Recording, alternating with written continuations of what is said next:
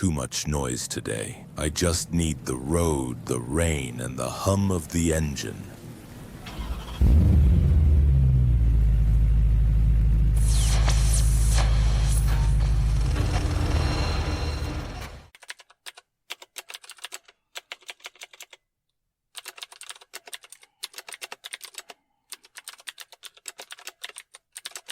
Have you ever felt like there's a part of you don't really understand? Like, you're not sure who you really are anymore? I've been there too. Let me share something with you. Maybe it'll help you see things a little clearer. I don't know if you've ever felt like you just didn't belong. Not in the dramatic teenage angst kind of way, but in this quiet, steady sense that the world wasn't really made with you in mind. I remember feeling that way as a kid, like I was watching everything from behind glass. Everyone else seemed to know the rules, how to laugh at the right moments, how to care about the things we were told to care about. But I was always somewhere else. Not better, just other. There was this boy I knew, Wilhelm. He wasn't flashy or loud or even particularly interesting by the world's standards. But he had something rare. He noticed things, not the kind of noticing you do when you want to impress someone.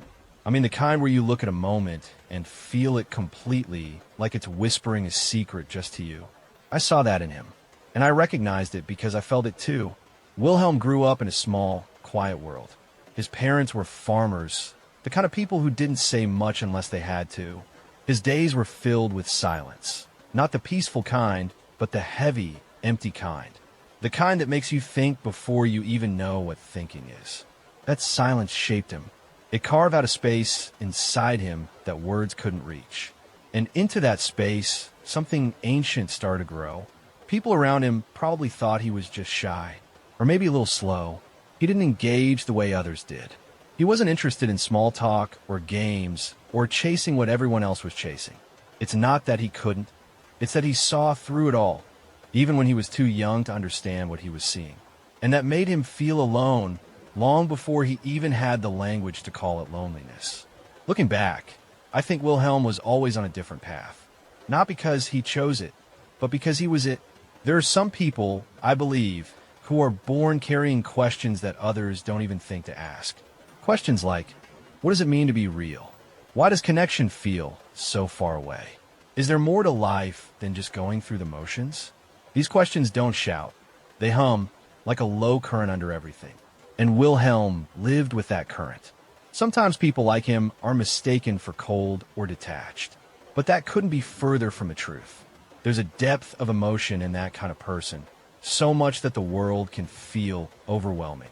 So you learn to stay quiet, to pull back, to observe instead of participate. Not because you want to, but because that's the only way to breathe. It's strange how the world doesn't have much room for those who don't play along. There's this unspoken pressure to be normal, to fit, to follow, to smile at the right time. And when you don't, even without meaning to, people don't always respond kindly. They either try to fix you, or they label you, or they simply leave you alone. And sometimes that aloneness becomes a kind of home. Not because it feels good, but because at least there, you're not pretending. Wilhelm's quietness wasn't emptiness. It was depth, but the world didn't see that. And I think that's one of the cruelties of being different. Your richness gets mistaken for lack. Your reflection for absence. And when no one mirrors back who you are, it's easy to start believing you don't exist in the ways that matter. But even then, even in those early, wordless years, there was something forming in him. Like a seed buried deep beneath the soil, waiting for something more. He couldn't name it, but it was there. I know because I felt that too. That sense that there's something in you that doesn't quite belong to the world as it is, but maybe to the world as it could be. Wilhelm didn't talk about it much. Not then. Maybe he didn't know how. But he carried it, and I think it carried him too, through the noise, through the loneliness, through the years when he wondered if there was anyone else who felt like him. And maybe you felt it too. That subtle ache when everyone else seems fine, and you're just not. The way you could be surrounded by people and still feel like you're floating somewhere above the room. The way your heart sometimes longs for something you can't even define. If that's you, I want you to know you're not broken, and you're not alone. Some of us are born with this sense of distance. And maybe that's not a curse. Maybe it's the beginning of something deeper. Maybe it's the first step on a path that leads not away from life, but closer to something real. That was Wilhelm's path, and in a way it's mine too. It happened suddenly, the way real turning points often do, not with a grand event or a dramatic decision, but with a single book in a quiet room. Wilhelm was at university, not because he had some grand dream, but because someone told him he should try. He arrived there like most people do, carrying the weight of what he thought he was supposed to be. The son of farmers, a practical man, a future shaped by expectation, not by choice. His life had a script already written. All he had to do was follow it. But then that book, I don't even remember what it was called. Maybe he didn't either, but it wasn't about the book itself. It was what it did to him. He once told me, with this quiet awe in his voice, that reading it felt like someone had reached inside him and turned on a light he didn't know was there. That moment didn't shout. It didn't demand. It simply was. And in that stillness, everything changed. You know that feeling when something speaks to you so clearly that it silences every doubt you've carried for years. That's what it did for him.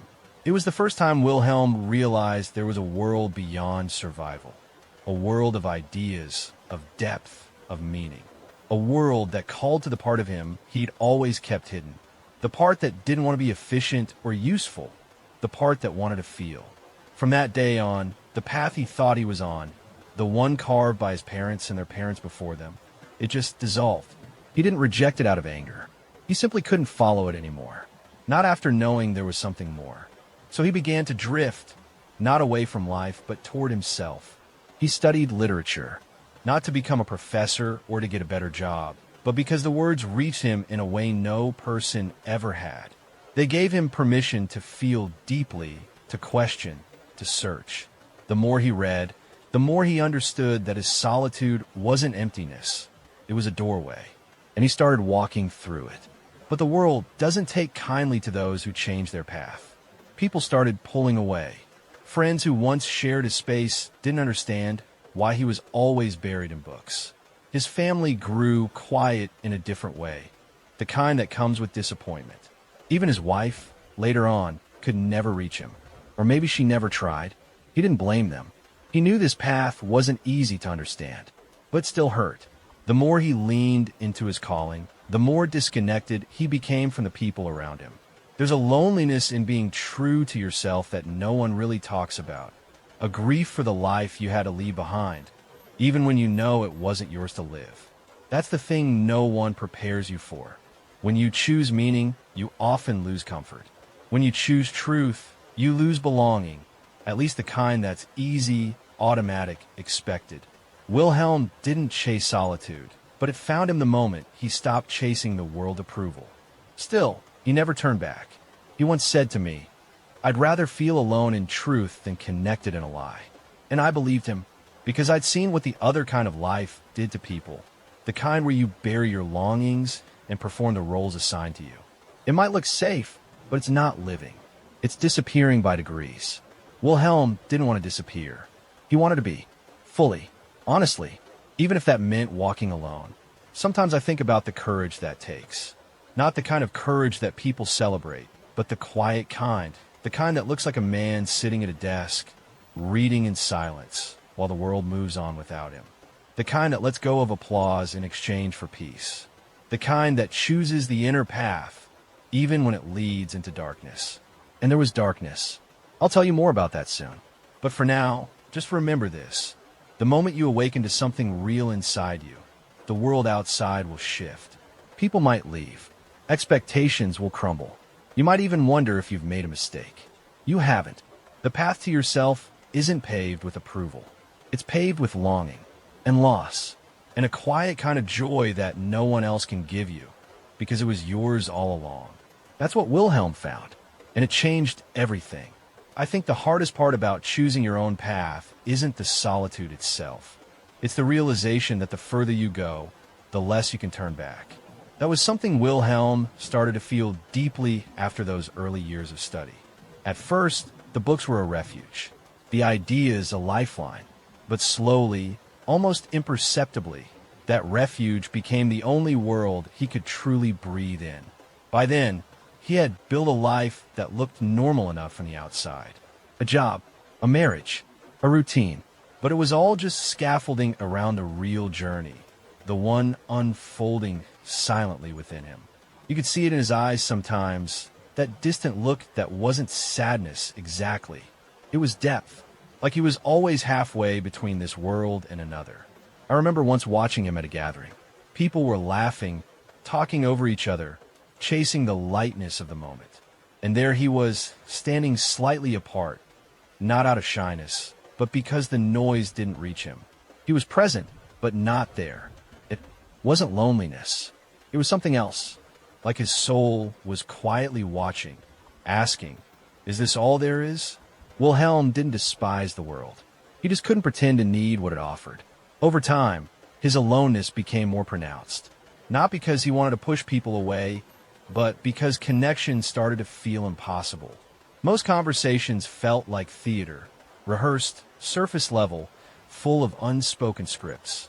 And when you've tasted truth, it's hard to go back to playing roles. So he stopped trying. And yet, he wasn't bitter. That's what I always admired. His solitude wasn't angry or cold. It was quiet, purposeful. There was a dignity to it. He wasn't withdrawing from life. He was descending into himself, like a diver sinking deeper and deeper toward the ocean floor, knowing that's where the real treasure was. It was around then that he started telling me about Jung. The idea that solitude was part of a psychological transformation, not a failure, but a phase, gave him a kind of grounding. Jung called it individuation, the process of becoming who you truly are by integrating every fragmented part of your psyche. Not just the light, polished parts, but the shadowy, rejected ones too. And to do that, you needed distance from noise, from others, sometimes even from yourself. Wilhelm was in the thick of that. He told me once, "You can't become yourself while you're still trying to be someone for everyone else." That hit me like a wave. Because isn't that what most of us do? We mold ourselves to fit in, to be liked, to keep the peace. But at what cost? For Wilhelm, the cost became too high. So he chose something else. Or maybe, more truthfully, something else chose him. But the path of individuation isn't glamorous. It's not filled with applause or clarity. It's filled with silence, with staring at the ceiling at night, wondering if the isolation means you're breaking or awakening, with walking through your days, feeling invisible and yet more you than ever before. Wilhelm walked that path with grace. But I won't lie, it was painful to watch sometimes. I saw him lose friendships, not in dramatic breakups, but in slow, unspoken drifting. I saw the distance between him and his wife become a chasm neither of them could cross. Not because he didn't care, but because he couldn't fake connection anymore. Not when it wasn't real. And through it all, he kept reading, writing, thinking, reflecting. The outer world may have dimmed around him, but the inner world lit up like a galaxy. I think that's the paradox of this stage. The more inward you go, the more alive you become. But to everyone else, you seem like you're fading. They don't see the richness blooming inside you. They only see the silence. But that silence is sacred. It's where the false self falls away. It's where you stop reaching and start remembering. It's where you realize that nothing outside you can define you. And in that realization, you touch something holy. Wilhelm never spoke about it like that. He wasn't dramatic, but you could feel it in him. A kind of quiet freedom, a slow unraveling of everything he was told to be. And underneath it all, someone new was emerging. Not new exactly, but uncovered. Real. Whole. If you've ever walked through that kind of solitude, you know what I'm talking about. It's not depression. It's not avoidance. It's a deep, soul-level reckoning. And it doesn't come with instructions. But when you're in it, you start to see the world differently. Not through bitterness, but through clarity. That's where Wilhelm was. And that's where I've been too. If you're there now, just know you're not lost. You're becoming. It may feel like you're disappearing, but really, you're shedding. The noise is falling away. And underneath it all, your true voice is waiting. Keep going. There's a moment in solitude when things shift, when the quiet stops feeling peaceful and starts becoming something else. That's when the shadow shows up. Not as a ghost, but as you. The version of you that you buried long ago. I remember Wilhelm telling me about it like it was a storm that rolled in without warning. He'd been living quietly for years, reading, reflecting, moving through life like a ghost with a pulse. But one night it changed. The silence turned inward. And what he found waiting wasn't serenity. It was everything he tried not to feel. Pain, rage, regret, a dull, aching grief for things he never allowed himself to want. He said it felt like the walls of his mind had fallen down, and behind them was a voice he couldn't ignore anymore. A voice that didn't ask politely. It accused. It mourned. It demanded to be heard. That was the shadow. Carl Jung talked about it often. How the parts of ourselves we repress don't just disappear. They fester. They grow stronger in the dark. And one day, they return. Not to destroy us, but to be integrated. But integration doesn't start with understanding. It starts with confrontation. Wilhelm met himself in that space. Not the self he showed his students or colleagues. Not the self who said, "I'm fine," when asked how he was. But the real one, the one that had been left behind in childhood. The angry boy who wanted to scream at the world for being so cold. The lonely man who longed for a partner who truly saw him. The human being who didn't just want truth, he wanted to be held in it. And that's the terrifying beauty of shadow work. It strips you bare. You realize how much you've lied, not to others, but to yourself. You see how often you've smiled when you were breaking, nodded when you wanted to run, agreed when you're whole, being whispered no. Wilhelm didn't run from those realizations. He sat with them, sometimes for hours, just sitting, breathing, letting the pain come, not analyzing it, just allowing it to be. He told me that in those moments, he felt like he was dying and being born at the same time.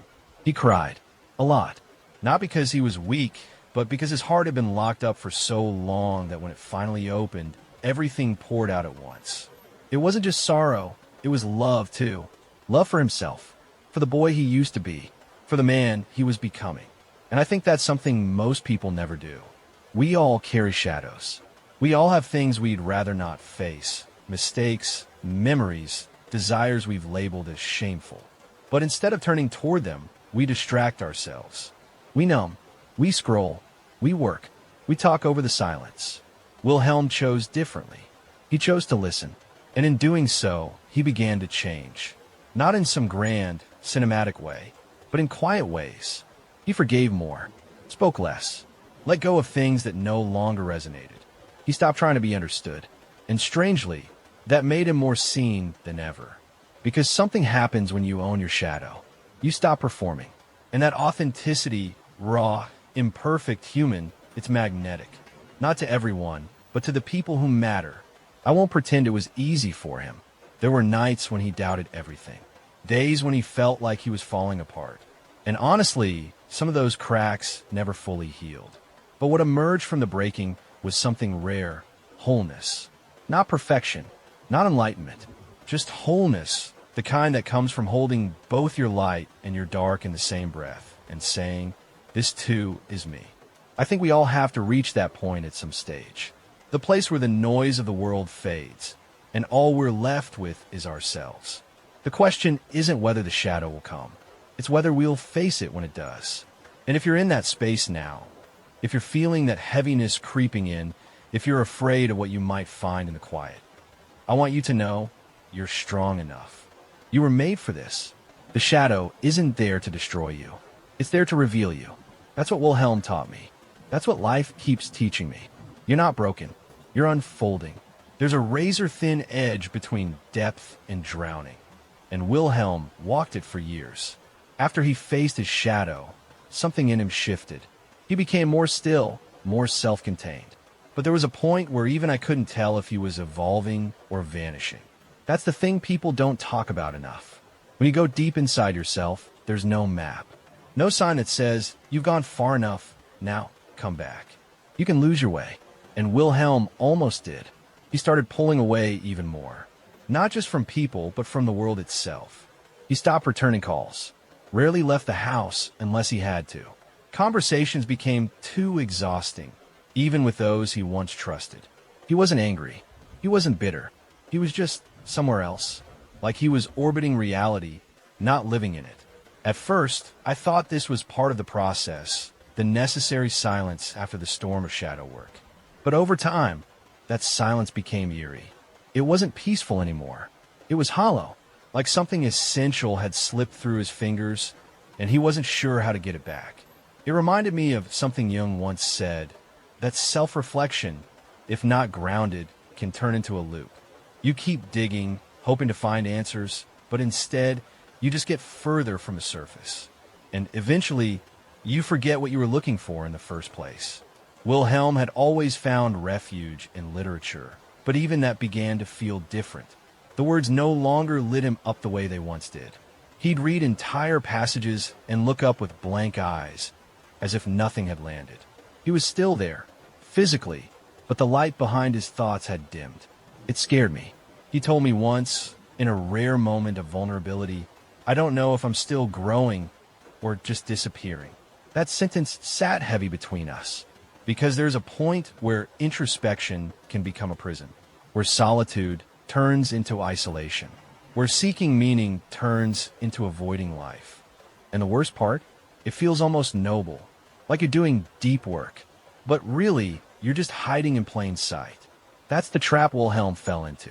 But here's what saved him, a single, simple thread, his connection to literature. Even at his lowest, he still held on to it. Barely, but it was there, not because it entertained him, but because it reminded him there was something human left in him. Something real, something that still reached for connection, even in the dark. He began writing again, not for publication, not for praise, just for himself. Journals, notes, scraps of thoughts. Some of it made no sense. Some of it was raw and painful. But it was his voice, and it became his rope out of the pit. I learned something watching him crawl back. Even when you're submerged in yourself, even when the world feels like a distant planet, a single act of expression can ground you. It doesn't need to be big, just true. For Wilhelm, that small act of returning to the page was a signal to the universe. I'm still here. It reminded me how fragile the line is between a deep soul and a lost one. The difference isn't strength, it's anchor. The people who survive the inward journey have something that ties them back to the world. Art, nature, a friend, a purpose. The ones who don't, they drift too far. Wilhelm came close, but he found his way back. Slowly, gently, with no dramatic turnaround, no overnight recovery. Just a quiet recommitment to stay in touch with what kept him sane. If you've ever been there, if you're there now, I want you to ask yourself, what is my anchor? What reminds you that you exist? What brings you back when the silence gets too loud? It doesn't have to be profound. It just has to be yours. Wilhelm's story taught me that self-awareness is not the goal. It's the beginning. The real challenge is to come back from the depths, still holding your truth, and live.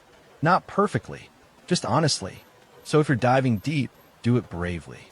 But leave a trail, leave a thread, and don't be ashamed to reach for it when the darkness lingers too long. Because knowing yourself is powerful. But coming back with that knowledge, that's where freedom begins. Something began to shift in Wilhelm. It didn't happen all at once. There was no dramatic realization, no epiphany written in the sky. It was more like a soft thaw, the kind that happens at the end of a long winter, so slow you almost don't notice it until one day you realize the ice is gone. He started showing up again, not loudly, not all at once.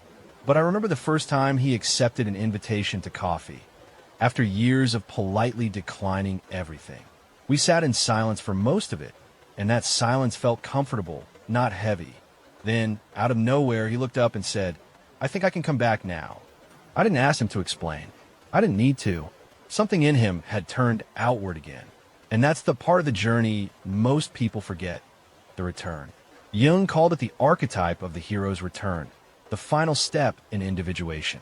After the descent, after facing the shadow, after integrating the broken pieces, the task is not to stay in the cave. The task is to bring what you've found back to the world. But this is harder than it sounds, because when you've changed that deeply, the world looks unfamiliar. It feels loud and artificial. And worse, you feel like a stranger inside your own skin. Wilhelm struggled with that. He told me he didn't know how to have small talk anymore, didn't know how to care about the weather or weekend plans. Everything felt either too shallow or too precious to explain. But he tried anyway, slowly, gently, and not with everyone, just with a few people who met him where he was. He no longer chased connection. He curated it. That was one of the most beautiful changes I saw in him. He stopped pretending to be someone he wasn't just to be accepted. He started choosing the spaces and people that resonated with who he had become. There was a stillness in him now, not the kind that comes from withdrawal, but the kind that comes from knowing, for no longer needing to prove or perform. He could sit in a room and say nothing and still make you feel like you were seen. And that, to me, is what coming back looks like. Not flashy, not performative, just honest presence. Showing up as you are, without shrinking or swelling to fit anyone's expectations. Wilhelm wasn't trying to belong anymore. He was trying to offer, to bring something back from his journey. Not advice, not answers, just a way of being that said, I've gone deep and I've survived. And you can too. That's the quiet gift of those who return. They don't come back to fix the world. They come back to live in it more truthfully. And in doing so, they light a path for others. I started noticing how he listened differently. He didn't jump to respond. He didn't try to fix people's pain. He just held space. Sometimes that's all we really need. Someone who's not afraid of the dark because they've sat in their own. That's who Wilhelm became. And the best part? He didn't see himself as special. He never acted like a guru or a sage. If anything, he became more humble, more quiet. He understood how fragile the human psyche is, how easy it is to lose yourself, how sacred it is to find your way back. He once told me, I don't want to teach. I just want to be real. And he was. It made me think of how many people are walking this same path in secret, going inward, unraveling, rebuilding, and how few are told that the journey isn't complete until they come home to the world again, until they let others see who they've become. So if you're deep in your own process right now, I want to say this clearly, don't forget to come back. Not to the noise, not to the illusions, but to life, to presence, to connection that honors who you are now. You're not meant to stay hidden forever. You've gone far, maybe further than most ever will. And that's beautiful. But don't let your transformation stay locked inside you. Come back. We need people like you in the world. Freedom isn't always what we imagine. You think it's going to feel like joy, like soaring, like the final scene in a movie where everything clicks into place. But when it finally comes, real psychological freedom, it feels quieter than that. Softer, almost solemn. That's what I saw in Wilhelm. He wasn't seeking approval anymore. Not in conversation, not in work, not even in his inner world. The need to be understood, to be validated, it had burned away in the fire of his solitude. What remained was something still and strong, self-possession. He didn't need the world to see him clearly, because he had finally seen himself. But here's the part no one tells you. That kind of freedom changes you in ways that make returning to unconscious life impossible. You can't unsee what you've seen. You can go back to fitting in. You can't laugh at things that aren't funny or care about things that don't matter. It's not arrogance. It's just alignment. That's the cost of becoming whole. You lose your ability to be fake. Wilhelm accepted that. He lived a quiet life, still preferred solitude, still spoke with that slow, deliberate pace that made you lean in. But there was light in him now, not the light of someone who had all the answers, the light of someone who had stopped running. He told me once, freedom isn't about doing whatever you want. It's about not needing to be anyone else. And I think that's it. That's the gift waiting at the end of the long, inward road. The right to be yourself without apology. But that freedom has a weight to it. You see more. You feel more. You understand why people avoid themselves. Because facing the truth is terrifying. And yet, you can't help but love them anyway. Even when they don't get you. Even when they think you're strange or distant. Because you remember what it was like to live behind a mask. Wilhelm never became loud about what he had learned. He wasn't the type to write a memoir or host a podcast. But his presence changed rooms. He didn't have to say much. People just felt it. That deep okayness. That unshakable rootedness. It made them slow down, breathe deeper, question the noise. He didn't lead with answers. He led with being. And that, I think, is what the world needs most. Not more noise, not more polished personas, but people who face themselves and come back intact. People who can hold space for others without trying to fix them. People who are free, and in their freedom, remind the rest of us what's possible. But not everyone makes it to that place. Some get lost in the spiral. Some never confront the shadow. Some turn back at the first sign of pain. And I don't blame them. This path isn't easy. It's not glamorous. It's not even linear. You'll get lost. You'll doubt. You'll fall. But if you keep going, if you keep becoming, you'll find something rare. A life that's yours. Wilhelm found it. Not because he was smarter or stronger, but because he didn't stop. He walked through the desert, faced the mirror, sat with the silence. And when it was time, he came back. Not as a new person, but as himself, finally, fully, freely. And if you've come this far, if something in you resonates, maybe you're walking that same road. Maybe you're further along than you think. Maybe you're not lost at all. You're waking up. If this felt meaningful to you, it might mean something to someone else too. So hit like, leave a comment, or subscribe. That's how YouTube knows to share with others. Maybe together, we can help someone see things a little differently.